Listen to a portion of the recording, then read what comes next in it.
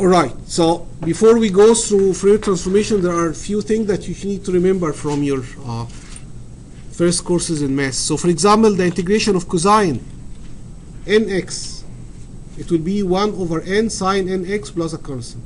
And the integration of sine nx, it's basically minus 1 over n cosine nx. So you integrate the cosine, you get the sine, you integrate the sine, you get minus the cosine. Right? We will do this a lot in this chapter. All the problem will involve cosine and sine somehow. Awesome. And also the Can you go back to that slide, please? even, Can you go back to that other slide, please? here. Thank you. And the odd and even function. What's an odd function and even function? So an even function is basically, there's a mirror image across the y-axis, right? Exactly look like the left. So when you try to find out what's the value at pi and minus pi, for example, it's exactly the same, right? The odd function is basically not exactly the same. It's the same number but negative. So what is the function at pi? 7. What's the function at minus pi? Minus 7, for example. So kind of, you know. So what's the importance of this? First of all, you need to be able to, with your eye, when you're solving the problem, you need to identify is this function is odd or even before you do the integration. So for example, x squared, is that odd or even? Even. Of course, right? Cosine x. Even. Very good. Why cosine x is even? Because cosine minus something is the same as cosine that something. Huh? Cosine minus 30 is exactly the cosine 30. How about the sine? If we are integrating sine, very good. For the sine pi is actually minus sine minus pi. Okay? So you need to remember this, that cosine is even and sine is odd. So what is the big deal? Well, the big deal is that we will integrate things in this chapter from minus pi to pi, or from minus 7 to 7.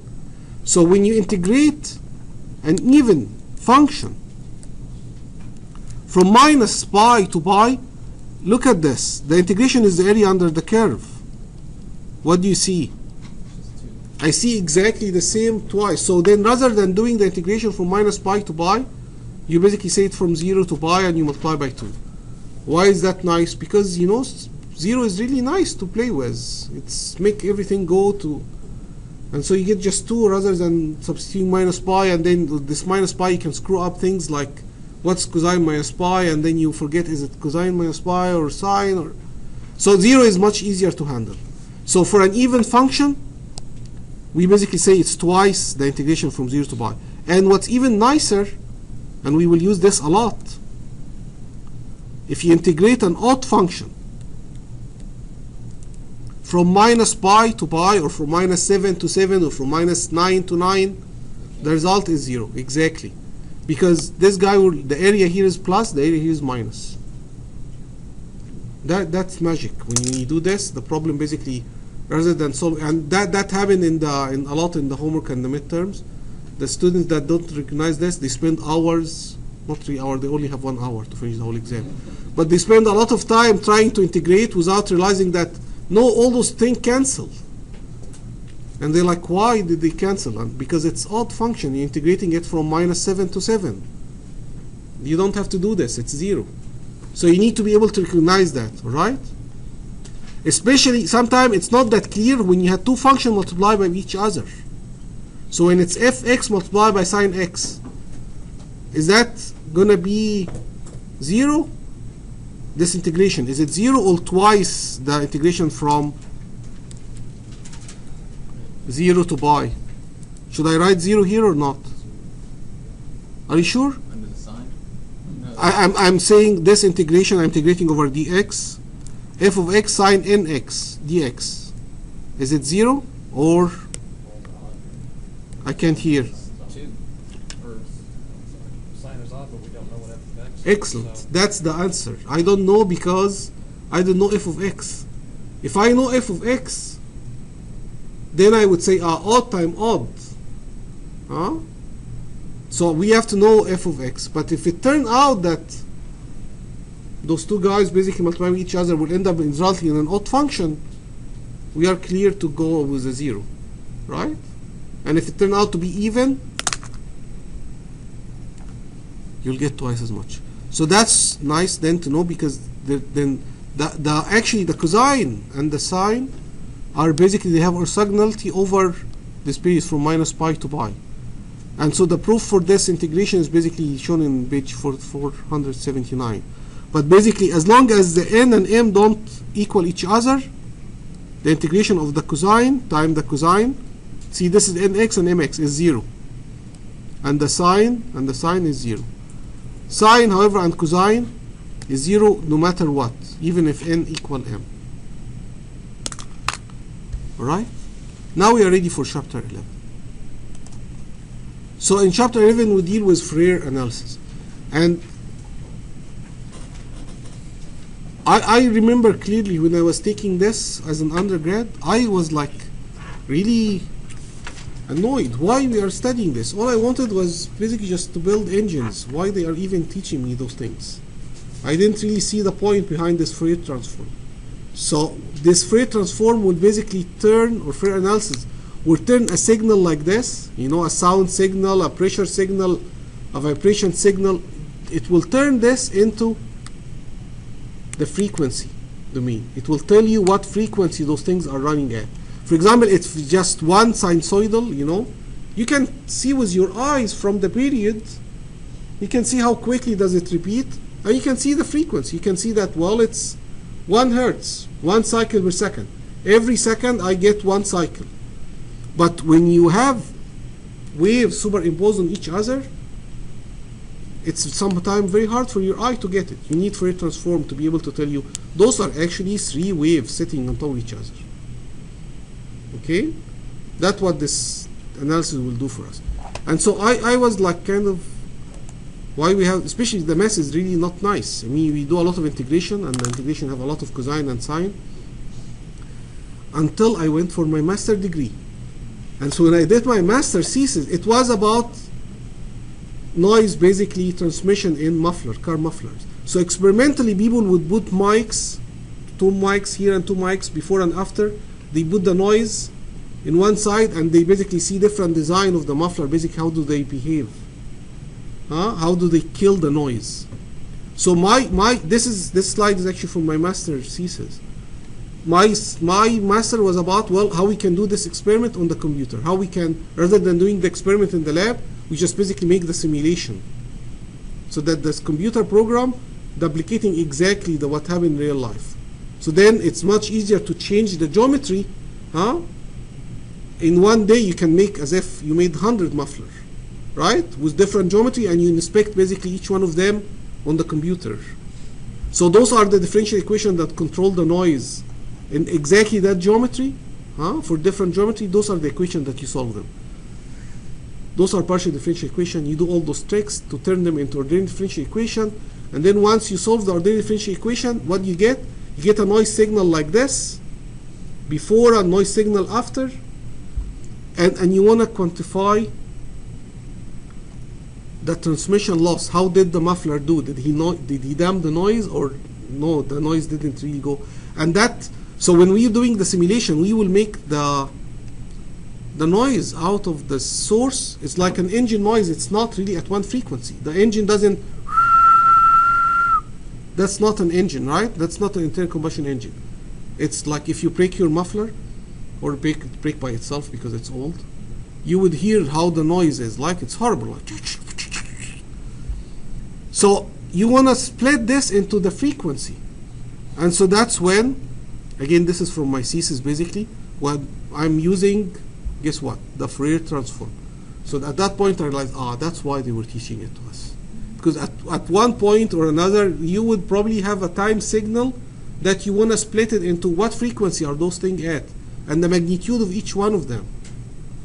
All right. So here basically we are turning I'm turning the time signal into a frequency signal, right? And then after that, for different geometry, you can basically, so here I was basically looking at what if the muffler basically is just one pipe sitting to the mean. So this geometry would kill the noise at certain frequency that basically reflect upon itself.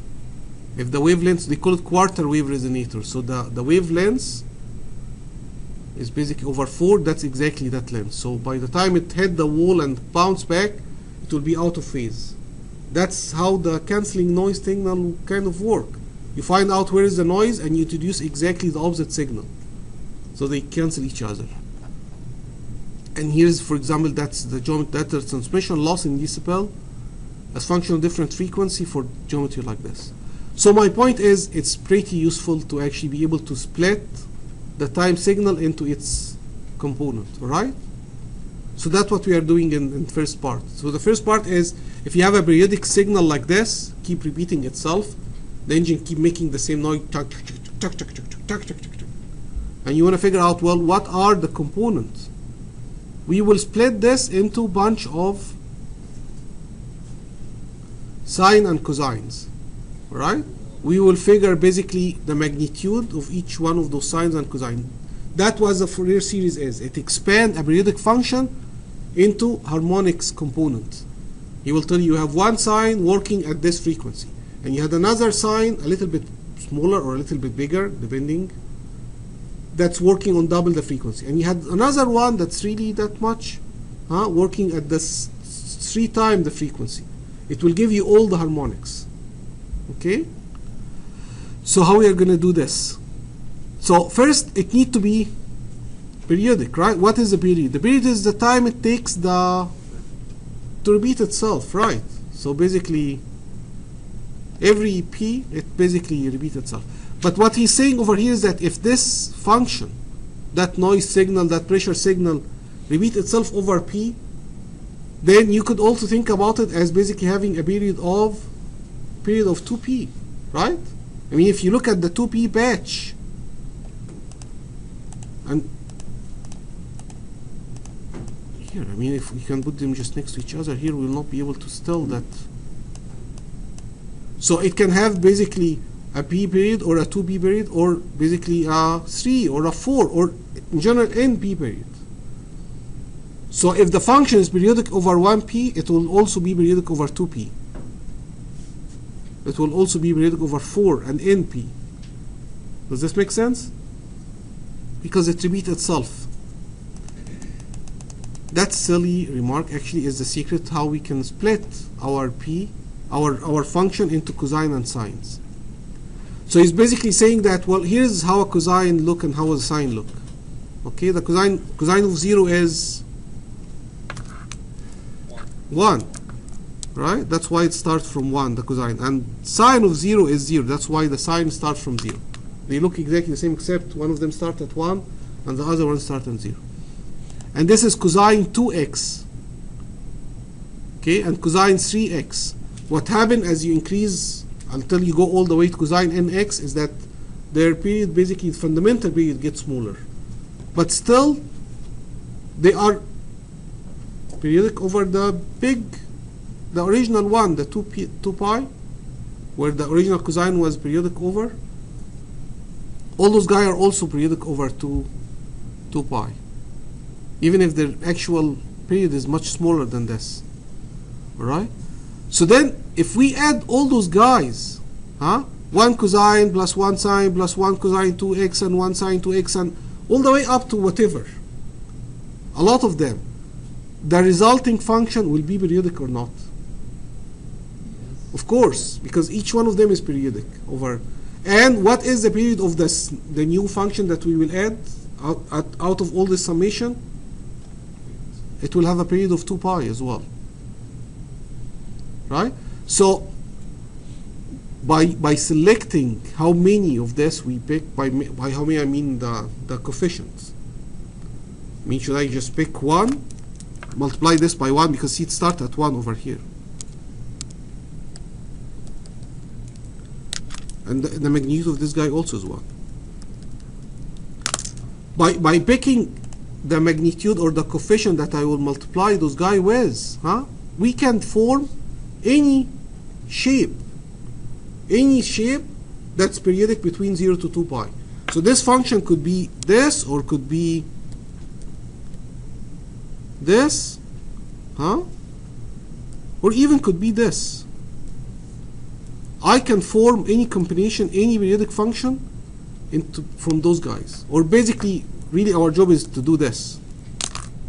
Is to turn any periodic function into the sine and cosine that it will come from. Okay? So that weird the function that repeats itself eventually would be a summation of all those cosine and sine time a coefficient. Huh? A1 cosine x, B1 sine x, A2 cosine 2x, B2 sine 2x. So let's reserve all the A for the cosine and the B for the sine. Okay? So an in general cosine nx, where the n starts from 1 all the way to infinity. And why there is a naught? There is a constant there. Why? It's an initial condition that you're starting with. Right, in case the function really does not start, see all those guys, if you add all of them, they are guaranteed to start at kind of the middle. But you know, you could actually have some function that will look like this. You know, it will start from, say, initially at 5. Something. So you want to basically be able to have a constant as well. So our job is to find those A naught, A1, A2, and AN. That's the homework problems, kind of. Basically, we give you the function and say, well, so what combination, what coefficient that you need to recreate this. All right? And we will not have to prove them or anything. It's basically that f of x that's periodic in 2 pi will turn into those A naught plus AN BN. The only unknown here is A naught, AN, BN. AN and BN, those are not just one. Those are so many. A1 and A2 and A3 and A4. And how do we get them? Amazingly, it's just 3 integration. Okay? So this is A naught, this is AN, this is BN, where of course n is variable. Right? So n is 1 and 2, just like what we did with the Rodriguez formula in the Laplace. This time we are doing it in the integration.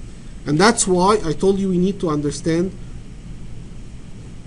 what is an odd and even function. Because for example, this integration could easily go to 0 if why A naught would be 0. Excellent, right. And that also makes sense, because remember, the odd function will have to actually go to an odd function will always have to go to something like this.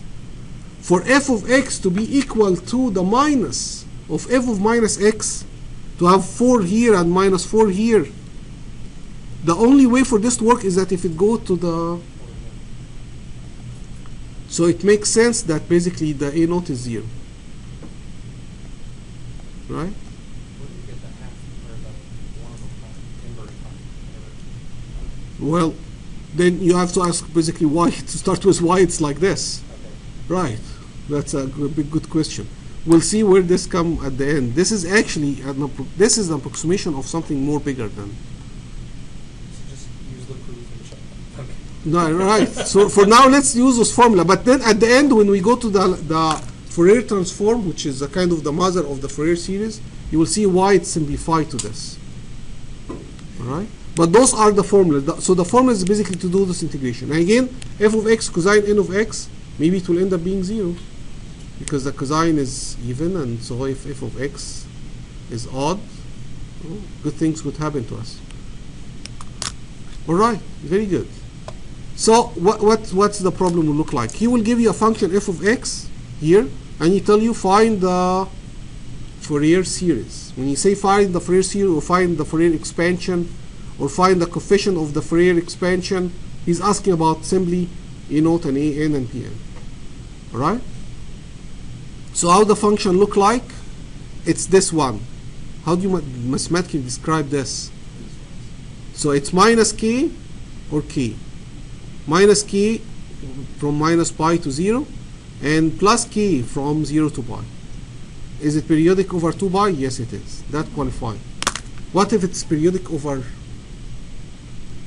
I don't know, 1.5 pi or 7 pi? Yeah, but it doesn't work in this chapter. We have to do, this is the next section. The next section basically it will almost look like this, but we will just have to modify a little bit the boundary of the integration. Right, it's just the boundaries of the integration. So it's the same concept. So here, Ask you what happened if you so if the function is anything, you know, it doesn't matter, as long as it's periodic, I will just put it in that integration, integrate, get my an and bn. It doesn't really matter what shape is it, as long as it's periodic. Okay, so this is periodic. Okay, and so I'm going to integrate from minus pi to pi, from minus pi to pi. When you are integrating a piecewise continuous function, just like what we did in the Laplace of that, remember the input function, which was basically 3 parts? We divided the Laplace over them. We divide the integration over them. I'm going to divide the integration over, say, this one on this one. If I have to, if it's not going to be just odd and even, and then I can only do half the integration. Right? So having a piecewise continuous function is not a big deal for the integration. We'll just say it from minus pi to pi over 3, and then from pi over 3 it's another function. Huh? well, this one's odd, so that would make it 0, wouldn't it? So, yes, so that's the first thing. So this one, f of x is odd, because when you put, say, pi over 2 and minus pi over 2, you get exactly, not exactly, you get the same value but with a minus sign. So a naught is 0, you don't have to do even the integration. And then it's an and bn. Alright? And so, here. So let's get an. So by definition, the an is f of x cosine n of x. That's the integration just from the formula. Alright? 1 over pi minus pi to pi f of x cosine n of x. Alright? So do you have to do that integration? No. Not really, because you realize odd and even, right? Odd and even, it's 0. See, you are multiplying this. This is the f of x, and this is the cosine. So you can imagine if you multiply this and multiply this, you will get exactly, not exactly, you get the same value but inversed. Okay? So this guy is 0. Now for the sine, so b of n is f of x sine n of x, odd and odd, so that's even. Then you don't have to do the integration. I'm cancelling the integration from minus pi to 0. He's doing from minus pi to 0 and then from 0 to pi. Why he's doing it in 2 parts? Why? Why he cannot just do it all the way from 0 to pi? Sorry, from minus pi to pi.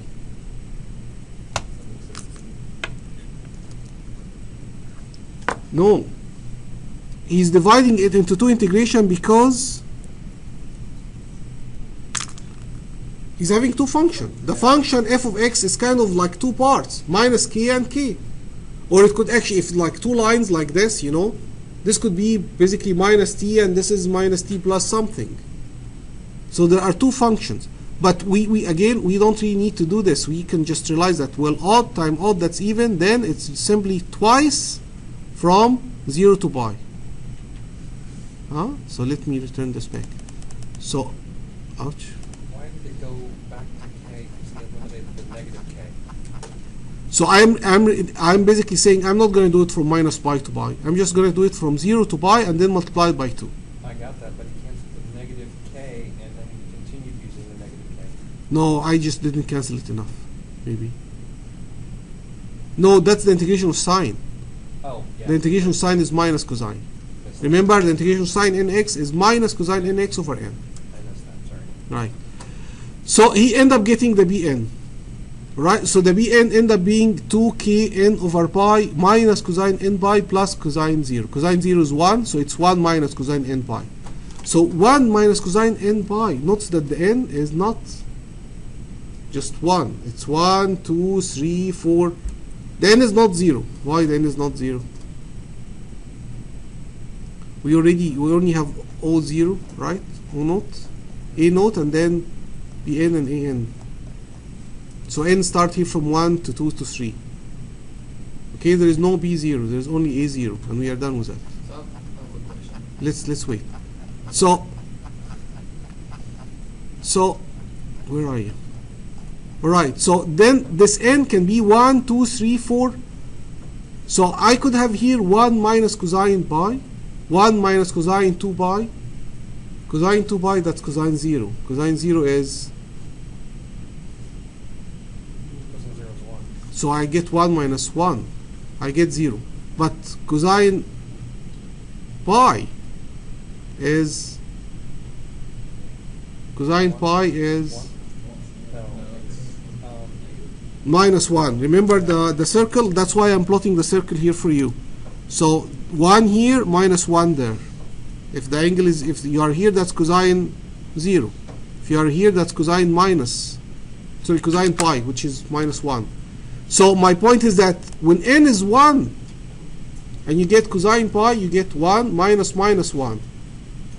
1 minus minus 1, that's 2. So, and that's not only for n equal 1, that's n1, n3, n5. So for odd n, you will get 2. And for even, like 2 pi and 4 pi and 6 pi, you get 1 minus 1, you get 0. So this guy then will disappear for even. So we don't have B2, we don't have B4, we don't have B6, because you have 0 multiplied by whatever. And when you have even, when you have odd guys, like B1 and B3 and B5, you get 4k over pi and, okay? Because it went to 2, so you have. Right. You get 2 multiplied by the 2. So here is the f of x, and here is the Taylor series. Here is the Fourier expansion corresponding there. There is no O, there is no a naught. It turned out to be 0 because it was odd, and there is no an. There is only the bn. So let's remember the expression again. The Fourier was a naught plus a times cosine and b times sine. So this is expansion. So it basically mean b1 sine 1x plus b2 sine 2x plus, right? That's what the expansion is. B of n sine nx. So you finish the problem by basically getting those guys and then saying, well, this is the expression then we have. P1, B1 4k over pi multiplied by sin x plus B3 4k over 3 pi, 4k over 3 pi, he's putting the 3 here, sine 3x, and so on. So notice one thing. The sine, more or less, is basically, whether it's 3x or 5x or 7x, or it's going between minus 1 and 1, and you are multiplying it by 1 over third, 1 over fifths, 1 over 7, 1 over 9, 1 over, what's happening? You are multiplying the sine by on top of the frequency, you are multiplying it by smaller and smaller number. So 1 over 9 and then 1 over 11, and so as you go and add more and more terms, those terms become very, very small, almost 0, right? So they become less important. So as a good approximation, maybe you can get away with, I don't know, 7 terms or 6 or 5. I don't know how important your. So the point is that if the coefficient will disappear, and then you will get the main thing out of like first few ones. All right? So that's what he's saying over here, that if you are just happy with one term for whatever reason, that's what this thing is. If you are happy with only 2 terms, that's what would be, you add as many as you want. And actually graphically, the k minus k, this is the function that we are approximating at. So of course only having 1 term, look at it, it's not really the function. Having 2 terms, no, 3 terms, and so you can see as we are adding more and more, because this is basically what we are adding, say for at certain point when he's trying to find what happened at pi over 2, how much error he got. This is it should be basically eventually should get this. It should get basically k, right? When at pi over 2, if I'm doing good job, I should get k. I'm not. I'm getting this guy. If only this guy become pi over 4, so it cancels 4 over pi, and I get my k. When I'm gonna get my pi over 4? At infinity, I'm gonna get pi over 4. But after 20 terms, maybe I'll get 99% of pi over 4. Very good. So you have another reason why you like Fourier. I already took that class. You had a question early. Yeah, it was for f of x even functions, the a sub n is odd, or the a sub n is 0. So, like For f of x even function, it will not cancel. The a naught will be there, and the an will be there. The bn will cancel from you. This time, because it was odd function, the a naught cancelled. All right. By the way, you know, if this is confusing, you don't have to take advantage. This is advantage. You want to take advantage of not doing the integration. But if you don't see it, although it's really easy to see, by the way, but if your eye cannot see it's even and odd, go ahead and do the integration. And if you do it right, the integration will tell you it's 0. Then you tell yourself, how come it's 0? Ah, because it was an odd function. So, but like what you had written down In this problem? Right there. Yeah. So the odd, your arrows right there say odd and even. Right. So F of x was odd and the cosine was even. Okay, so yeah, cosine is an even function, sine is an odd function. So if it's odd even, then it's going to equal 0. And if Then it's, become odd, correct. And if it's even, if it's even, it's good. Or if so if it's even, it's not 0. right, and If it's you will odd, get your it's an. not 0. But if it's like down on the sine one, if f of x was an even function and sine of x is odd, then that would be 0. Correct. And the b will disappear. Correct. Actually, I'm curious. In one of your rules, it said cosine nx times cosine mx. Right, those are orthogonal. They're both even, but it went to 0 But- because n and m don't equal. Because it's orthogonal function, so there is a proof for that. It has to do with the relation of basically cosine m plus n, how you can transfer this into cosine plus sine. Right. So that's why.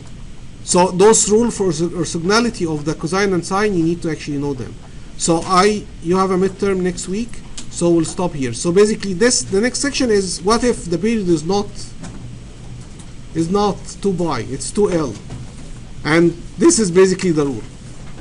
You just change the boundary. And we'll have example on this next time. Thank you.